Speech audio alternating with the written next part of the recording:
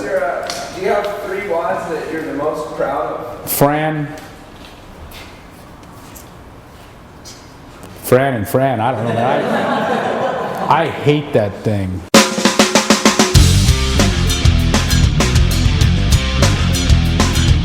Craig, can you tell him where Fran came from?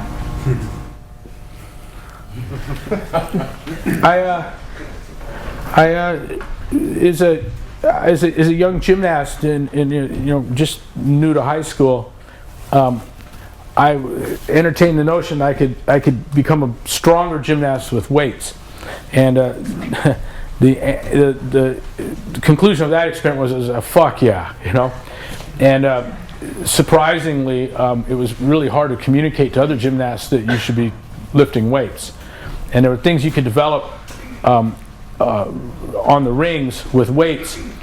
Strength-wise, that were pretty hard to do just on the rings. Part of the reason was that just getting above the rings took a lot of energy and it made a lot of stuff hard for reps, where it wasn't the case with weights.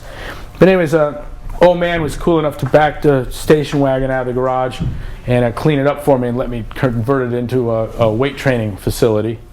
And this was in 1972, 71, 72.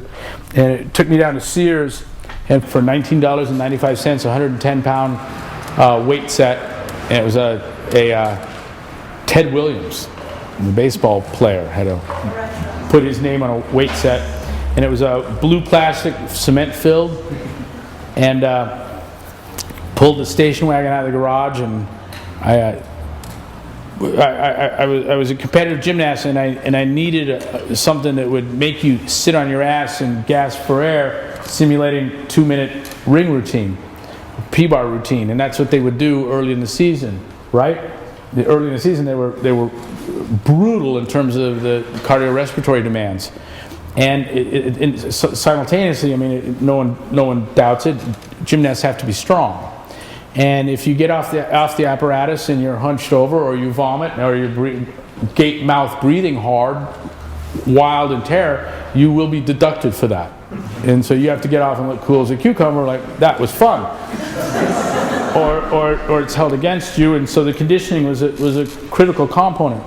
Well, I'm looking through this Ted Williams Guide to Weightlifting, and the morons doing lateral raises and curls, and I'm like, that's got none of the feeling. There's no amount of lateral raises or curls that's going to sum to what I feel when I do this. And so I just stumbled across, well, if you bring the bar to the chest and get as low as you can and drive it to overhead, the thruster is born. That's 10 of those takes me towards that feeling. And so I had a pull-up bar in the door jamb in the garage out to the outside, and it was one of those Voight. It was an AMF product, the thing that you twist and expand into the jam. Remember those? Skip? Yeah. The best mount of a doorway pull-up bar ever was when you took the rubber caps off of that and open it up until it digs into the jam an inch each way. That's the one that won't come out. And parents love that. So I don't know where it came from, but I did 21 of these thrusters and 21 pull-ups, and 15 of each, 9 of each, and unceremoniously threw up all over the garage floor. My German Shepherds cleaned it up. And isn't that disgusting? And I went over to across the street and knocked on my buddy's door. Brian is a fellow gymnast, and he answered the door. He's, dude, what's all over your shirt? I'm like, never mind that, come with me. And a trainer is born, right? And we did the same thing, and he did the same thing, and we cleaned up, and I let's go get your brother, and we went and go into the house and go to his brother's room, and he's like, what's on you guys? You smell like vomit, and we're like, come on. He's like, I don't think so. And much of what we see everywhere today, I saw that day. That's about the numbers and how it plays out, and a workout was born. It's just that simple. Just try something, and what did I like about it? It wasn't the vomit.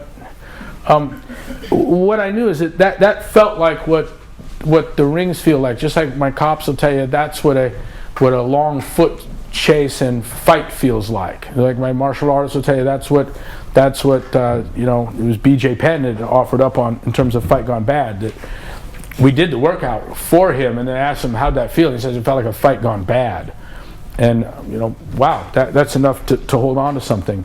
And I hate that thing. We were going to take a athlete and put a heart rate monitor on, a downloadable heart rate monitor, and on one of our studettes, and then tell them at a seminar, you're going to do Fran in 5 minutes and mark the time and just watch what happens to the heart rate, because few things will fill you with as much dread as knowing that some of these things are coming. And I know that both Josh Everett and Greg Amundsen have vomited in anticipation of something coming, just through nervous anxiety. You know? What about the name? Where'd Fran come from? You'd say, okay, you're going to do 21 thrusters. What's that? Okay, well actually it's 21 front squat with a follow-through press, and then in a contiguous set, and then the following set you're going to do 21 pull-ups, and you have to complete all 21 because you go to the next exercise, break it up anyway. Blah blah blah blah. It takes 5 minutes to explain the fucker. I want to explain it once and give it a name. And I thought that anything that left you flat on your back looking up at the sky, asking what the fuck happened to me, deserved a female's name. I don't know.